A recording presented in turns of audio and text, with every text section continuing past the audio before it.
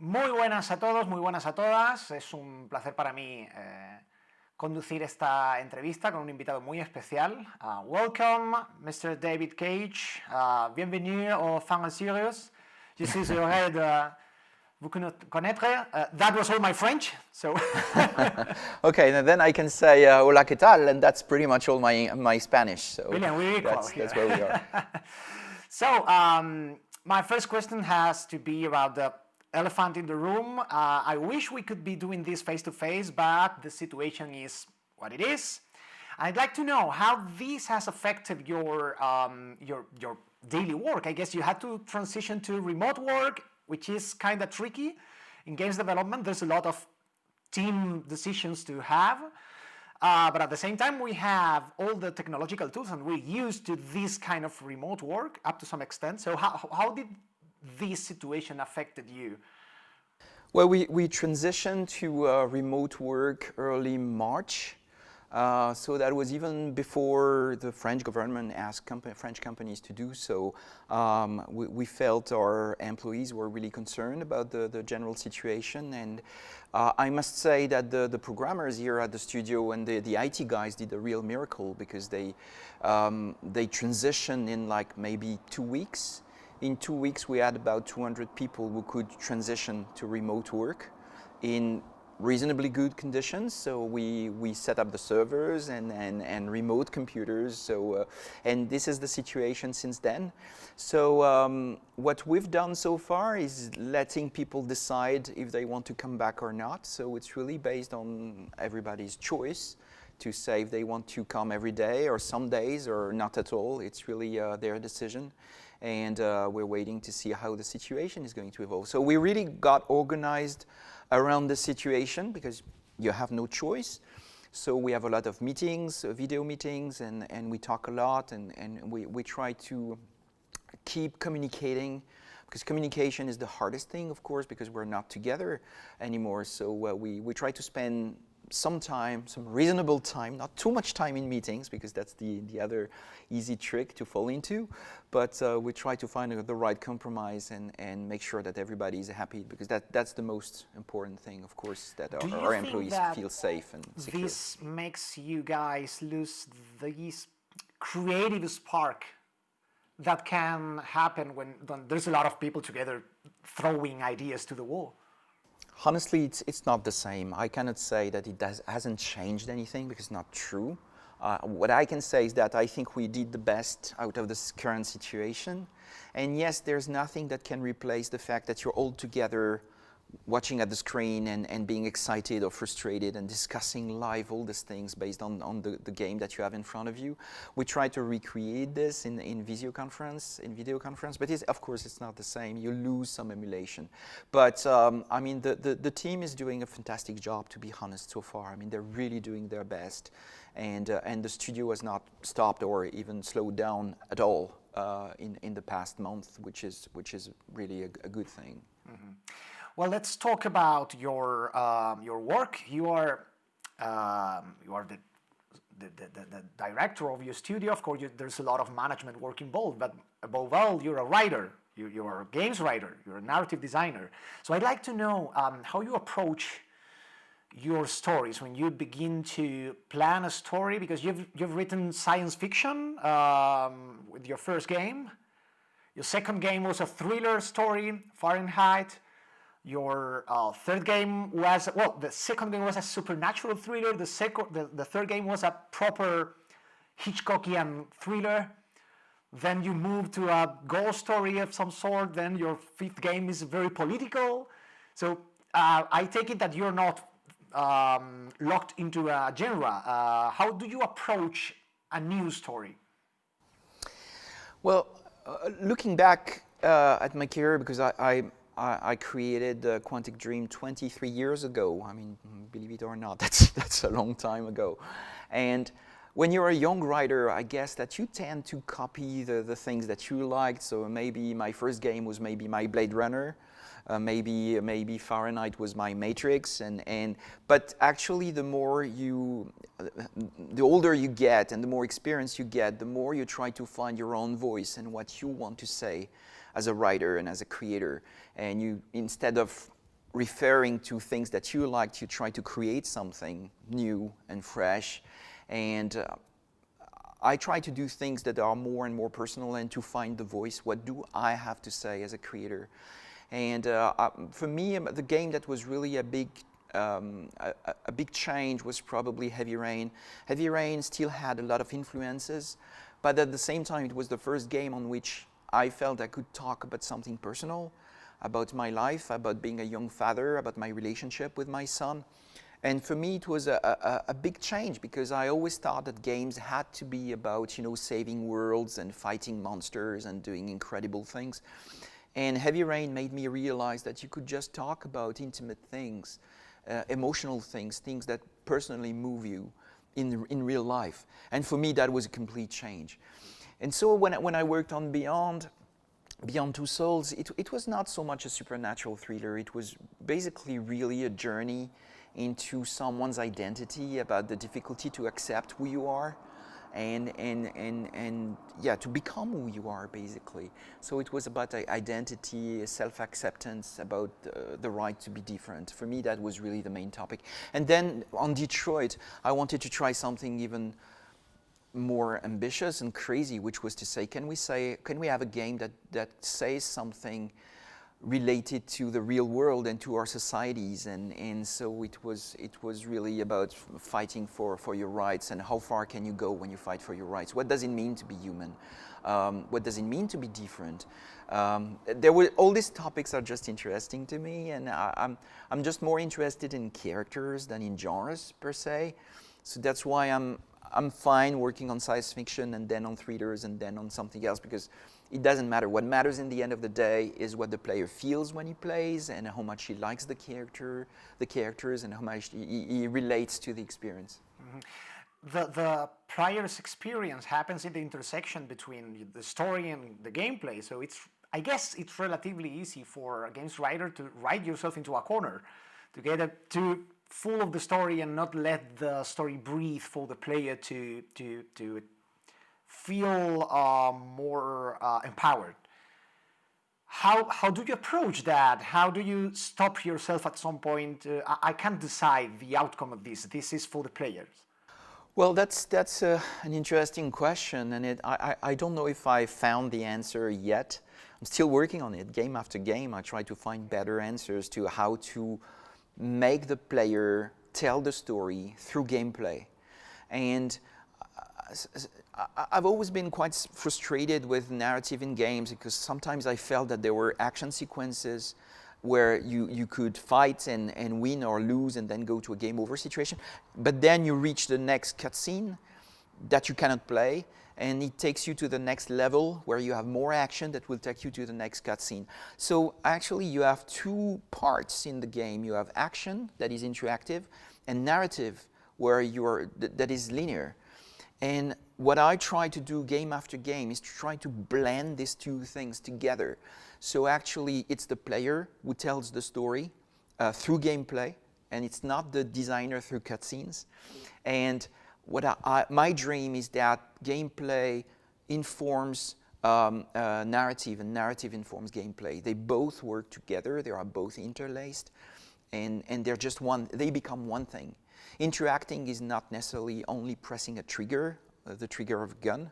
It can be anything. It can be talking, it can be watching, it can be thinking, it can be doing anything. It doesn't have to be related to violence. There are different forms of interactivity, and that's what I try to explore in my games. You mentioned that it doesn't have to be about violence. I remember talking in this festival with Warren Spector about this exactly. It was all about game mechanics are all about verbs. They are playable verbs, and it's easier to do a game about shooting than about loving or being sad. How much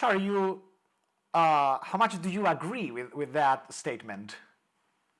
You know, violence is a part of life. It's not something that is proper to video games. Violence exists around us. Violence was used in great narrative pieces. I mean, when you watch Shakespeare plays, some of them are incredibly violent. I mean, some of them would be called gore today. But still, it's Shakespeare. He used violence in a context in order to create an emotion, in order to create something meaningful. So the use of violence in games, when it's a meaningful context, when it's about telling something about the characters and about ourselves, I'm fine with this. When it's only violence for the sake of violence, then I feel less comfortable. And I think there are many games today that show that violence is not necessarily requested in order for an experience to be entertaining and interesting. There are many examples around us. And I think that's a good thing. That's a good thing. So it's not, let's not have violence at all, but I want to use violence in context in order to create a meaningful experience rather than having gratuitous violence just for the sake of creating something, violent and cool. Mm-hmm. Another point that it's very often discussed is politics in games. This industry is always afraid of being perceived as getting too political. But it's something that permeates our whole experience and of course permeates any piece of art, any cultural content.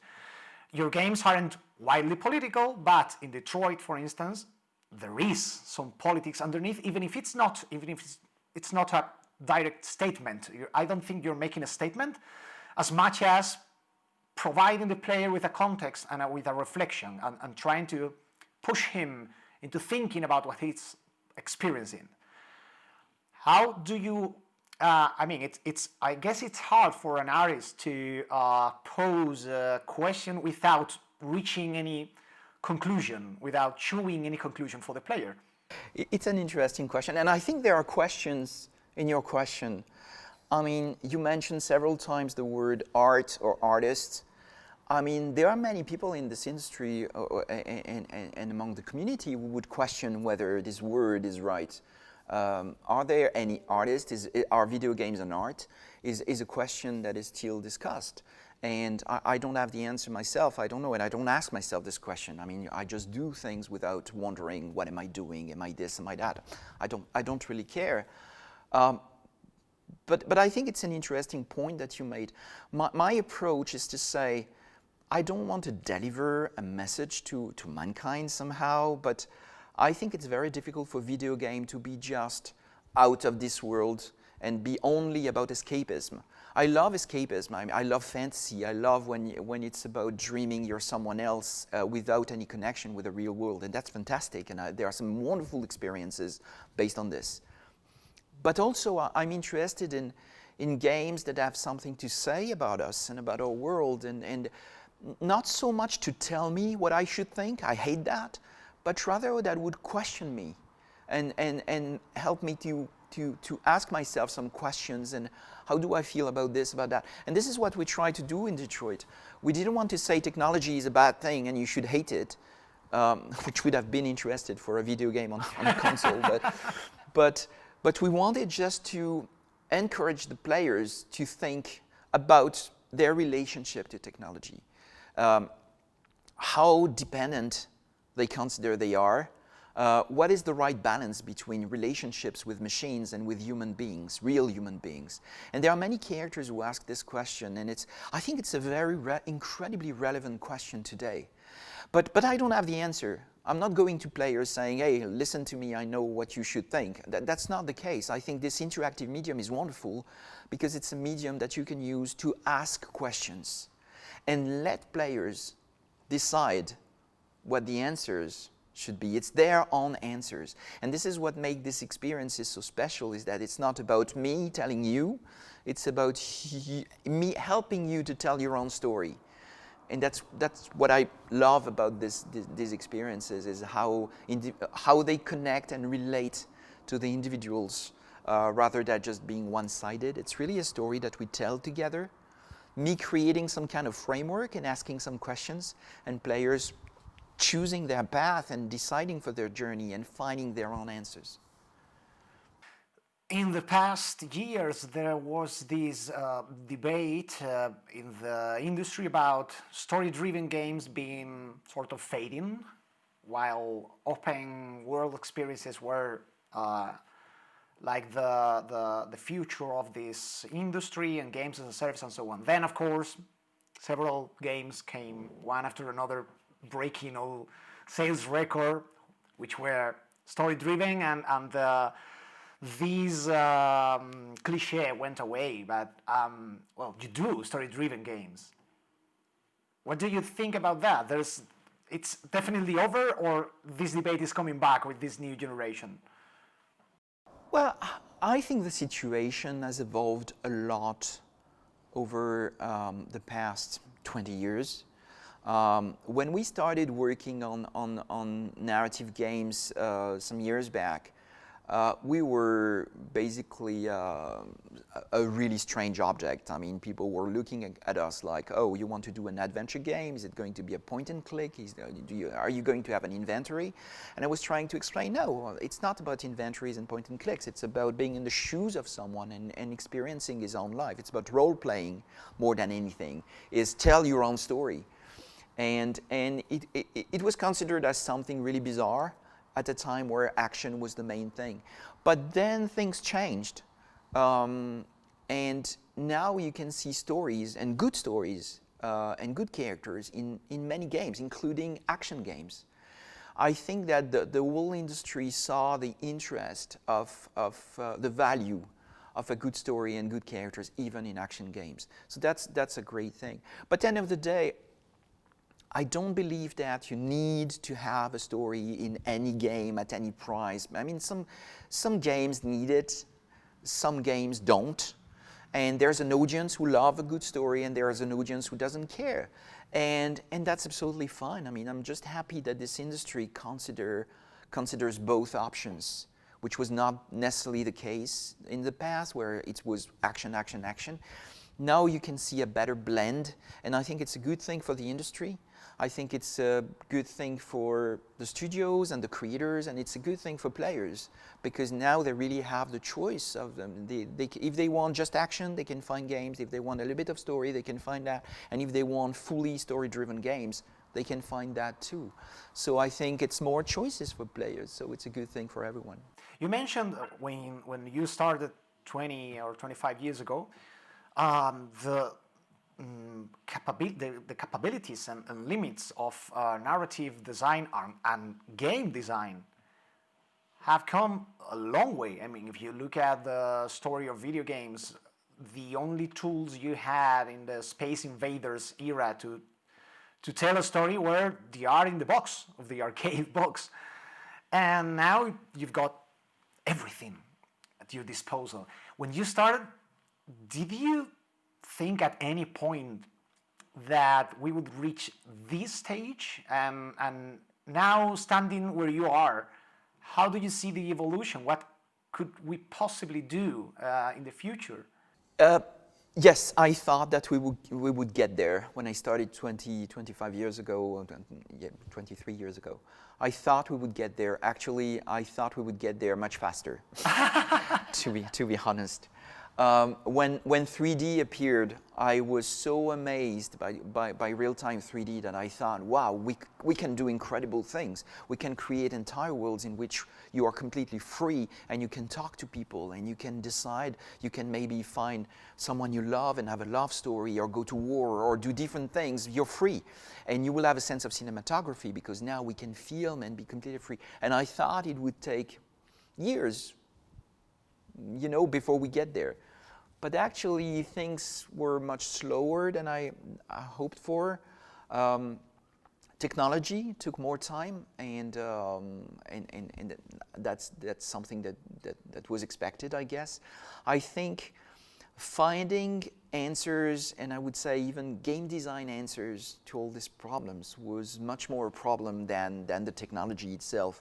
Because to be honest, when I write Nomad Soul, most of the tech was there. So the graphics were nowhere near where we are today, and the tools and everything was, of course, far, far away from today's situation. But for me, the main issue was conceptual. It's about game design. We are the limit. Our game creators, we are the limit, because we need to find a new grammar, a new answer, a new vocabulary to tell interactive stories, or to make our gameplay more narrative somehow, and to blend better the two. So I think it has much more to do about concept and design than about tech. But tech is fantastic. I mean, look at what the next-gen consoles can do, or today's PC can do. It's just insane. And we have tools, especially regarding cinematography, regarding AI, regarding pretty much all aspects, motion capture, the realism of characters, especially in facial animation, becomes really insane. And that's more tools on our palette. So as game creators, we can really get more subtlety, more nuances, and that's great. But at the same time, it's all about finding the grammar. Can we improve the grammar that we use? That's, for me, the main challenge. Talking about these game design decisions and the grammar of games, let's take a look. I'd like to take a look at a making of some iconic scenes from your games. We could be all day here with all the games, so I've chosen just 2 scenes. Oh. First of all is the cafeteria scene in Fahrenheit. So when I played that back in the day, it blew my mind. I'm a tabletop role-playing gamer, and it was one of the rare occasions when I felt the same feeling that, Jesus Christ, I can do whatever I want, and things will go different way depending on the decision I take. It was a brilliant scene, brilliant game design, not only the writing. How did that came? Wow, that was a long run, I would say. I came with the idea that you could play different characters in the same scene. And that was a massive challenge. But I was so excited by the challenge of playing the murderer and the detective investigating on the murder. And it sounded like a strange idea.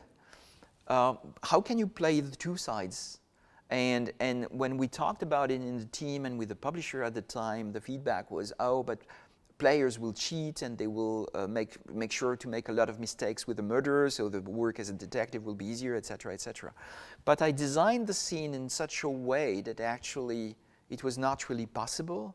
And I bet on one thing, it was the fact that players would do their best with both characters, which is exactly actually what happened. I mean, they wanted to do their best with the murderer, and they wanted to do their best with a detective.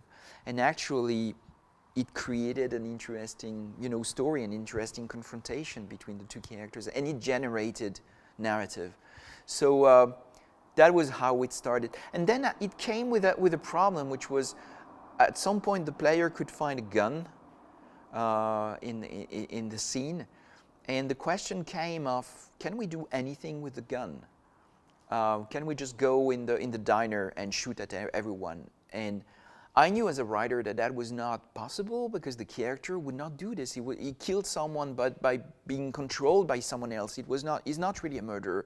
So if he could find a gun, he would never use it to hurt anyone. And it was a very important decision, design-wise, because it was about giving a limitation to the freedom of the player based on the context and the characterization. Characterization came first. This player finds a gun, but he wouldn't hurt anyone with it. So he should not be able to shoot at everyone. And it was a strange paradigm, because usually in video games, when you find a gun, the first thing you want to do is shoot. And here it was about finding a gun that you cannot use because your character wouldn't do it.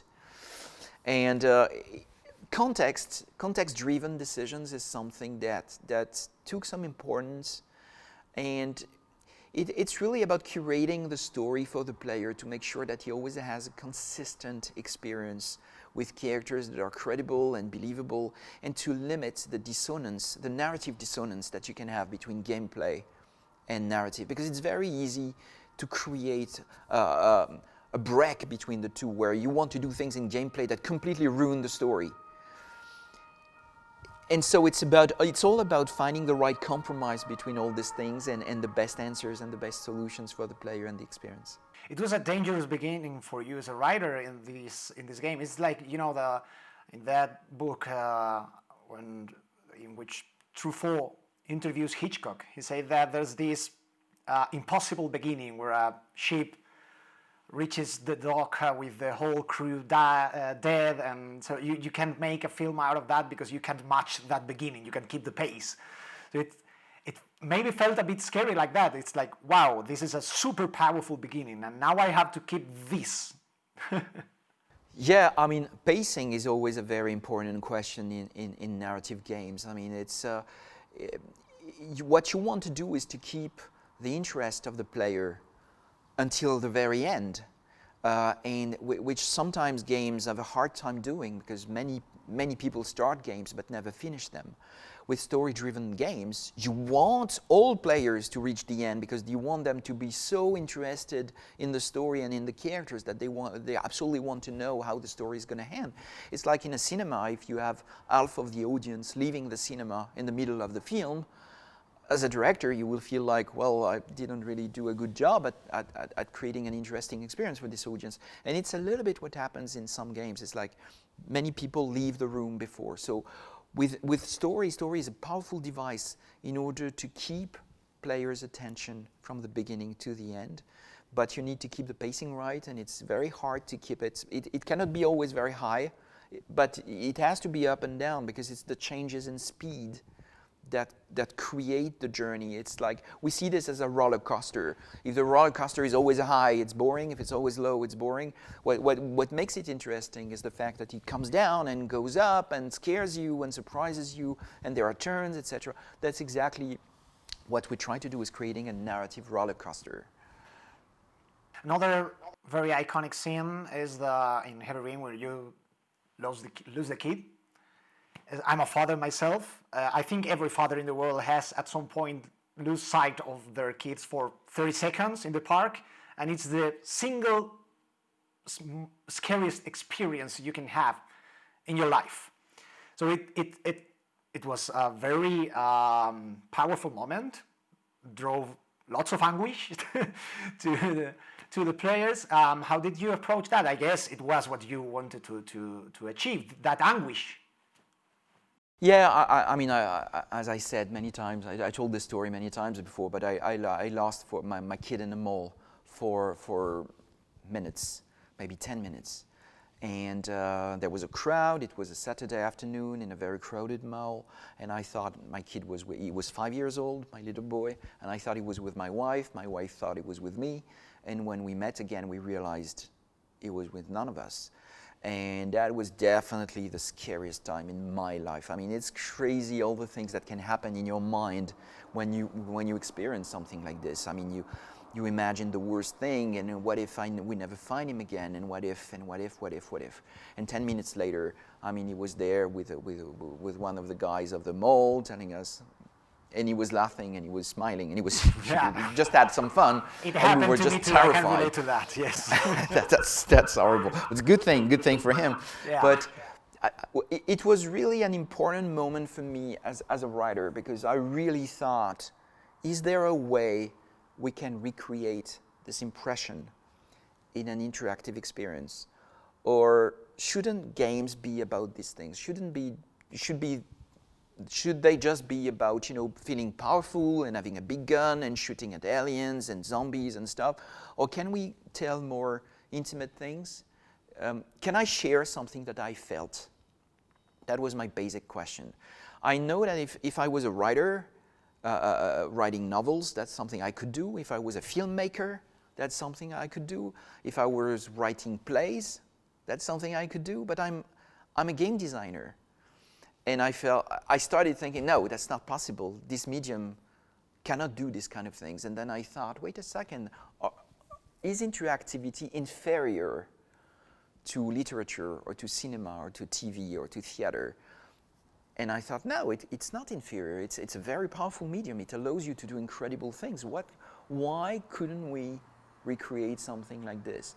And so that was the starting point of Heavy Rain, and I started designing this mall scene with a crowd. It was a nightmare to design because it was released on PS3, and having a crowd on PS3 was an interesting challenge. But yeah, I'm glad we did it, and it's really interesting to see all the reactions we got from fathers, of course, people and parents in general, fathers and mothers, but also from people who didn't have kids yet, and who could feel the same, anxiety in looking for their son, and the same pain when he dies, etc. So it was, for me, it was a really a very important moment in my career as a writer. Well, I'm running out of time, so my last question, you've brought many well-known actors and artists to your games, starting from David Bowie, for which I'm incredibly jealous. Uh, how it is the process of teaching them to work for games? Because it's a wildly different media. And what did they bring to the table? Is it such a different media for actors? There are some differences for sure. First of all, I don't teach them anything. I think most of them taught me things. I mean, to be honest, I'm the one learning each time I work with his talents. When you work with David Bowie, you don't need to teach anything to David Bowie. You can tell him how it's going to work on a technical point of view and give him an idea of the script and the intentions. But then he just performs, and he was an incredible actor. So I directed him, but honestly, he directed me, to be frank. And motion capture is very close to theater, to stage play. And I was fortunate to work with a very experienced stage actor who is Willem Dafoe. Willem Dafoe spent 20 years, I think, acting on stage. And he was very comfortable very quickly. I mean, why I'm talking about stage acting, it's because in cinema you have a camera, you have one point of view, so you act somehow for the camera. Where in theater, there's just an audience in front of you. There is not one point of view. There are as many points of views as there are people in the theater. So you play for yourself and you play for your partners and you act without thinking too much about one single point of view. And so this is really close to motion capture, and this is really what I ask my actors to do, is basically there's no camera, act for your partners. Act as if it was real and you were in a real situation, and just think about the emotions and the relationships and the dynamics on stage. Everything else I will take care of. So don't worry about the cameras, don't worry about the lighting, don't worry about the set, don't worry about anything. I will take care of everything. Focus on one thing, acting. And actually, actors love that. I mean, you get rid of all the technical constraints. You know, sometimes in cinema, they have very specific marks on the floor, and be careful because of the lighting, and be careful because of your hair, and your costume, and your this, and your that. It becomes a lot of information that they need to manage at the same time. But when you deal with motion capture, they only focus on acting. Everything else, don't worry about it. So that was a very interesting thing. So of course there are some specifics, especially interactivity. I mean, it's always a little bit scary for actors when I show them the script, because the script is that thick. So it's really like they have hundreds of pages and say, oh my God, I mean, what's that? Are we shooting 10 hours or 20 hours or 30 hours? And yes, we do. And there are choices and options, and in a dialogue you need to be able to say something, but something different at the same time, and reply different things. So basically you act within a tree structure, which is something new and sometimes scary for actors. But it becomes a game. It becomes a game for most of them when they discover that they can play different emotions in the same dialogue, different intentions. And it's really a game for them. It becomes really fun acting somehow for most of them. And as a director, I enjoy that a lot. I mean, it's a real pleasure to have such talents on my set, and just to see them performing. I'm always incredibly impressed and honored that they gave me their time and that they bring their talents to my games. Was there any instance of their performance or feedback affecting the script in some way? Like I don't know, my character wouldn't do this or something like that? Well, we always have discussions with actors on set, but the problem with the format is that it's not that it's set in stone, but the structure, the narrative structure, is so important that it's very hard to change things around. You cannot really improvise on set, because it would have tremendous consequences on the tree structure.